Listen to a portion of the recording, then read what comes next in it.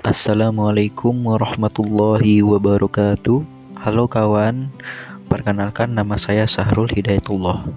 Saya dan kelompok saya akan menjelaskan soal interpretasi dan pengolahan citra.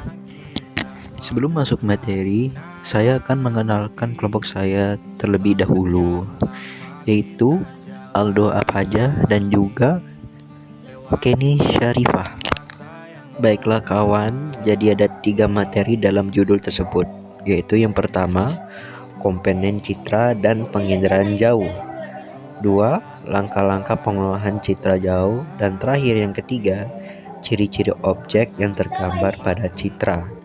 Sebelum kita masuk pada materi yang pertama, yaitu komponen citra dan penginderaan jauh, terlebih dahulu kita harus ngerti apa itu penginderaan jauh.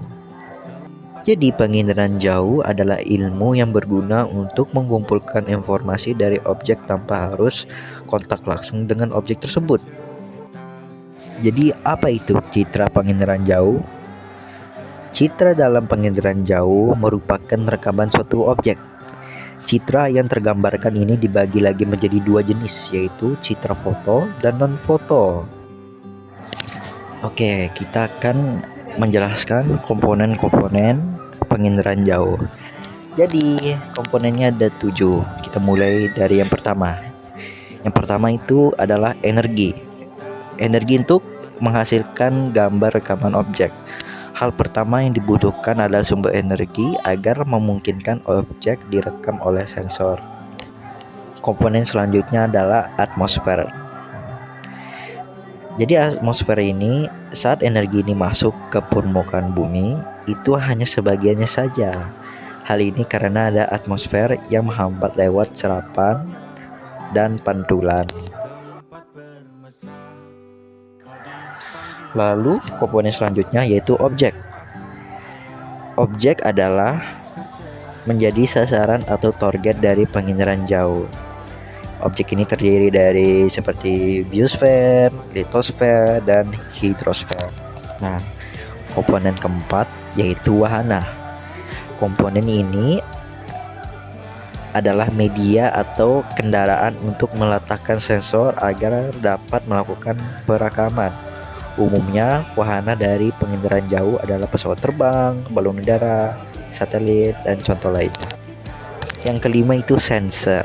Sensor adalah komponen penginderaan jauh yang digunakan untuk melacak, mendeteksi, dan merekam suatu objek. Sensor ini dibagi menjadi 2, yaitu sensor fotografik dan elektronik. Lalu yang keenam, perolehan data. Perolehan data dari penginderaan jauh dapat dilakukan secara manual ataupun digital.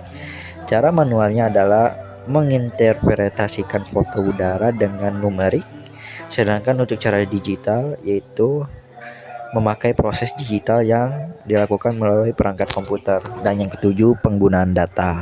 Penggunaan data adalah orang yang menggunakan data penginderaan.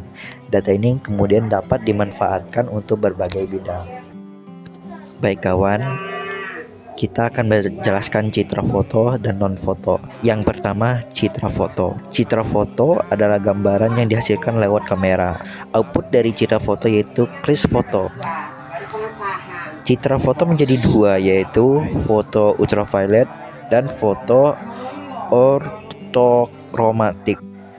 Lalu yang kedua yaitu citra non-foto. Citra non-foto adalah melakukan perekaman gambar dengan sensor tanpa kamera melainkan dari spektrum elektromagnetik. Baiklah kawan, itu saja materi saya. Saya persilahkan Aldo Abhaja untuk melanjutkan materi selanjutnya. Terima kasih Sahrul telah menjelaskan komponen citra penginderaan jauh. Saya Aldo Abhaja akan menjelaskan langkah-langkah pengolahan citra penginderaan jauh, yaitu 1. Deteksi merupakan tahapan pengamatan objek yang diamati. 2. Identifikasi merupakan tahapan ciri dari suatu objek yang dianalisis berdasarkan 3 ciri yang terekam oleh sensor. yaitu spektoral yang dinyatakan dalam rona dan warna, spasial yang dinyatakan dalam bentuk, ukuran, bayangan, pola, situs, dan asosiasi, serta temporal yang dinyatakan waktu saat perekaman. 3. Analisis merupakan tahapan pengolahan data untuk mendapatkan suatu informasi dari objek serta proses yang menunjukkan kelompok-kelompok objek yang memiliki ciri khusus. Dan 4. Deduksi merupakan kesimpulan atau tahapan akhir serta penentuan objek pada citra yang diamati. Terima kasih Aldo telah menjelaskan langkah-langkah pengolahan citra. Baiklah kawan-kawan, saya Kenny Safira akan menjelaskan dan menyebutkan ciri-ciri objek pada citra. Ciri interpretasi citra.